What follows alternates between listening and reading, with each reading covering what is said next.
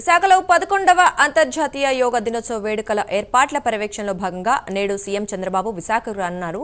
దాదాపు 5 లక్షల మందితో నిర్వహిస్తోన్న ఈ కార్యక్రమం ఏర్పాటుపై జిల్లా కలెక్టర్ హరేంద్రియ ప్రసాద్తో మా ప్రతినిధి Satish Naidu face to face. జరుగుతున్న అంతర్జాతీయ యోగా దినోత్సవ వేడుకలకు ఒక స్టేజ్ అయితే ఏర్పాటు చేశారు సార్. ఇది డెమో స్టేజ్ అనుకోవచ్చు. మనకి డెమో స్టేజ్ ఏర్పాటు చేయడం జరిగింది.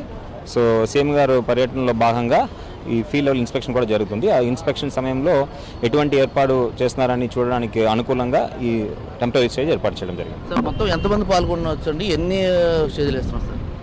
మనము దాదాపు 3 లక్షల పైన ఎక్స్పెక్ట్ చేస్తున్నాము పార్టిసిపెంట్స్.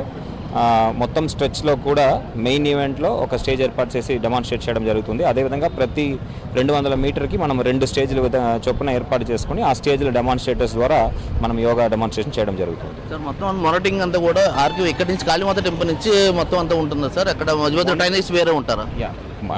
కంటిన్యూస్ మానిటరింగ్ ఉంటుంది. అన్ని చోట్ల కూడా మనం సీసీ కెమెరాలు ఏర్పాటు చేస్తున్నాం, పోలీస్ సిబ్బంది డిప్లాయ్ చేస్తున్నాము. సో కంటిన్యూస్ మానిటరింగ్ అనేది కంట్రోల్ రూమ్ ద్వారా జరుగుతుంది.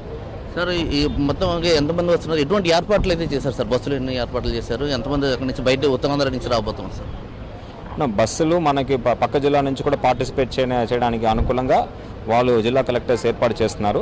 అంతేకాకుండా విశాఖ జిల్లా ప్రజలందరూ కూడా సొంత వెహికల్ రాకుండా మనము చూసుకోవాలి. వాళ్ళు ఒక సచివాలయాన్ని సంప్రదిస్తే అక్కడ సచివాలయం సిబ్బంది వాళ్ళు బస్సు ఒక వివరాలు ఇస్తారు.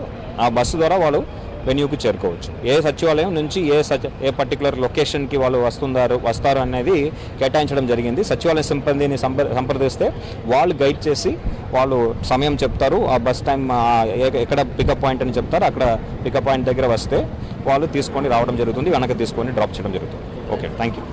ఇది ప్రధానంగా మనం చూసుకుంటున్నాం అంటే ప్రధానంగా మనం చూసుకున్నట్టు దాదాపు ఉత్తరాంధ్ర దగ్గర నుంచి దాదాపు 200 బస్సులను మనం ఏర్పాటు చేయడం జరిగింది. విశాఖ కలెక్టరేట్ నుంచి కాకుండా ఉత్తరాంధ్ర జిల్లాల కలెక్టరేట్ నుంచి కూడా ఏర్పాటు చేయడం జరిగింది. ఇక్కడ నుంచి వచ్చిన వారికి బస్సులు సొంత వెహికల్స్లో కాకుండా ప్రభుత్వ వారు నిర్వహిస్తున్న బస్సుల్లోనే రావాలని కూడా ఆంక్షలు కూడా నిర్వహించడం కూడా మేము జరుగుతుంది. ఎందుకంటే ట్రాఫిక్ ఎటువంటి అంతరాయం కలగకుండా చేస్తున్నాం అనేసి.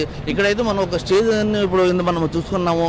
ఈ స్టేజ్ అయితే ఇదైతే మనం నరేంద్ర మోడీ రేపు రానున్న దానికి ఇదే నమూనా అని కూడా మనం చెప్పుకోవచ్చు. నమూనా కింద ఏర్పాటు చేసాము. రేపు ఇప్పుడు చంద్రబాబు నాయుడు గారు వచ్చిన తర్వాత దాని మీద ఎటువంటి మార్పులు చేర్పులు ఉంటాయని కూడా ఇక్కడ నుంచి చూస్తారు. మొత్తం అయితే మోనిటరింగ్ అంతా కూడా ఇక్కడి నుంచి జరుగుతుంది. మధ్య మధ్యలో ఎల్ఈడీలు స్కిన్స్ అయితే మనం పెట్టడం జరిగింది. అక్కడి నుంచి మోనిటరింగ్ అంతా జరుగుతుందని కూడా మన జిల్లా కలెక్టర్ హరేంద్ర ప్రసాద్ అంతా తెలియజేస్తున్నారు. Cameraman Srinivas, Satish Naidu, prime news, Visakhapatnam.